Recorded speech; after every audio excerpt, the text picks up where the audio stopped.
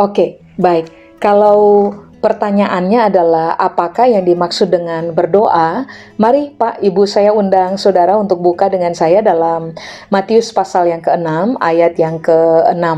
Matius pasal yang ke-6 ayat yang ke-6, saya baca. Tetapi jika engkau berdoa, masuklah ke dalam kamarmu, tutuplah pintu dan berdoalah kepada Bapakmu yang ada di tempat tersembunyi.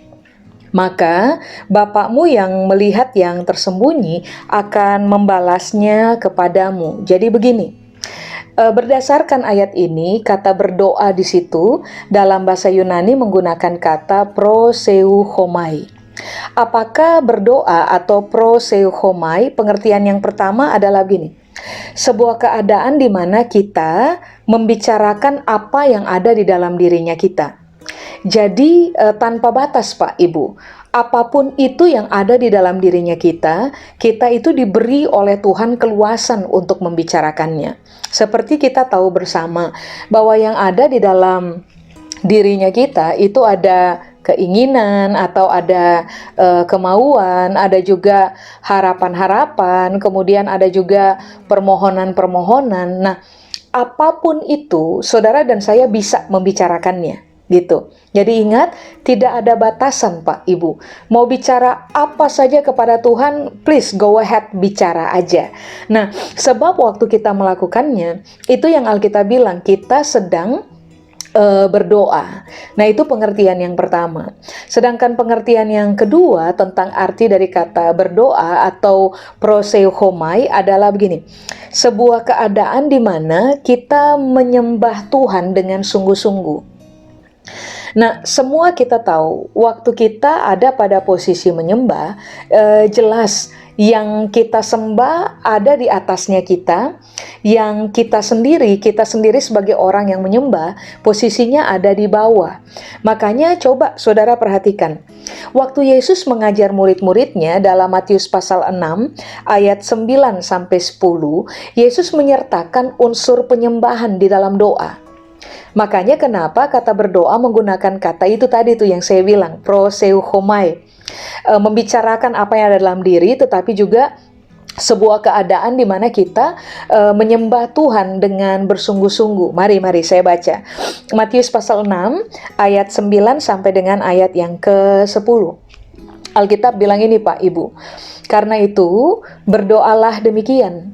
Bapa kami yang di sorga, dikuduskanlah namamu, datanglah kerajaanmu, jadilah kehendakmu di bumi seperti di sorga. Nah, saudara perhatikan di ayat 9. Waktu mengajar tentang berdoa, ini yang Yesus bilang, ngomong sama Bapa, dikuduskanlah namamu.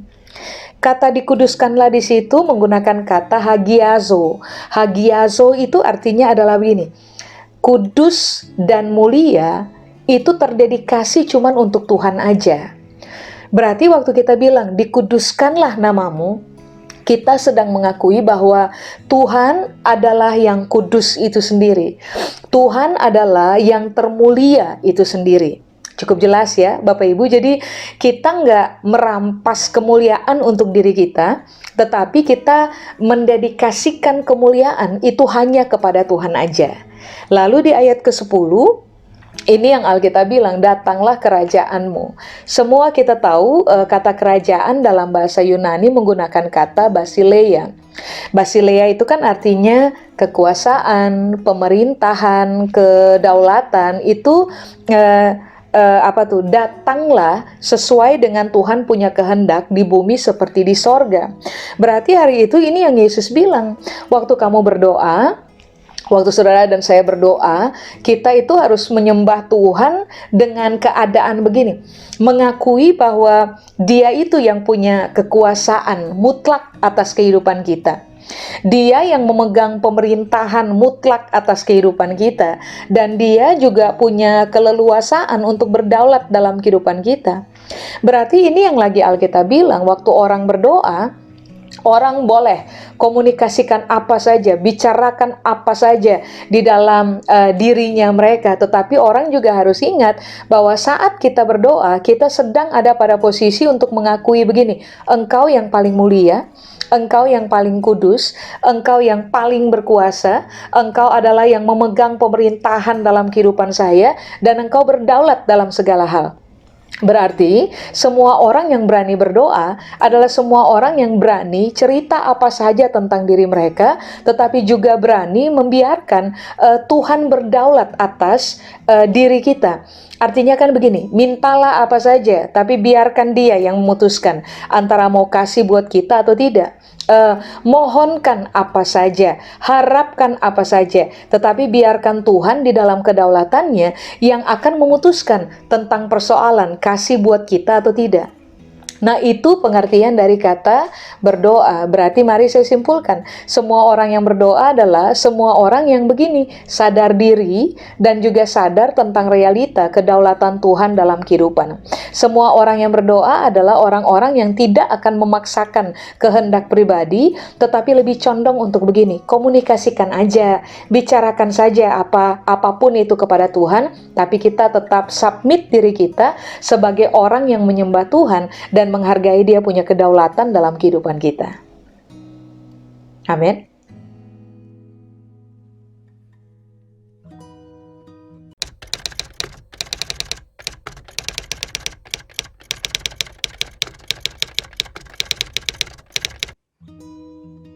Oke, baik. Kepada siapa kita berdoa? Tadi kalau saudara perhatikan di Matius pasal 6 ayat 6, Alkitab bilang begini kan, Bapak Ibu, tetapi jika engkau berdoa, masuklah ke dalam kamarmu, tutuplah pintu dan berdoalah kepada Bapakmu yang ada di tempat tersembunyi. Jadi kalau ditanya, kepada siapa kita berdoa? Jelas Alkitab bilang, kepada Bapa. Nah, Bapak sendiri kalau dalam bahasa Yunani menggunakan kata pater.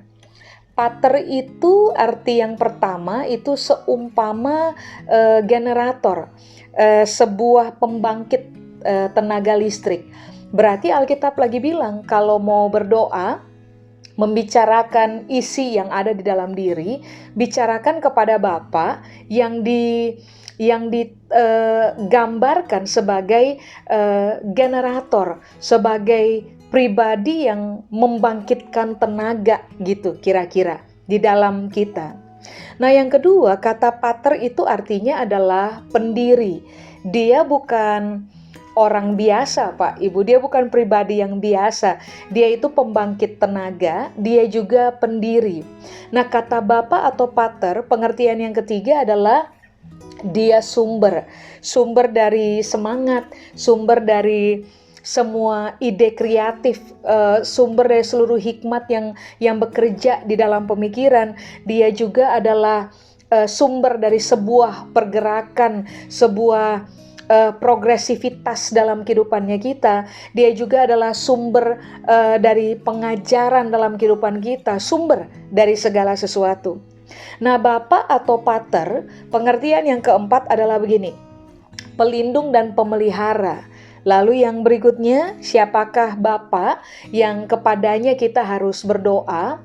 Bapa atau pater itu artinya adalah begini, orang terhormat, yang bijaksana, lalu cerdas, lalu rasional, lalu berpengalaman. Berarti ini yang kita tahu, kita sedang berkomunikasi dengan pribadi yang hebat. Bayangkan Pak Ibu, seorang pembangkit tenaga, seorang pendiri, seorang sumber, seorang pelindung dan pemelihara, seorang yang terhormat, bijaksana, cerdas, rasional, dan berpengalaman. Nah, ini kan menarik. Berarti kita tahu kita sedang menyampaikan isi hatinya kita kepada pribadi yang bisa diandalkan, Bapak Ibu, di dalam doa-doa kita secara pribadi. Seperti kaitannya tadi yang saya bilang, anyway, dia itu hebat, dia mulia, dia kudus, dia berdaulat, dia memerintah, dan dia berkuasa. Berarti Alkitab bilang, kalau mau datang dan berdoa kepada Bapa, bangun dalam imajinasi diri kita bahwa kita lagi ngomong dengan pribadi yang hebat. Amin.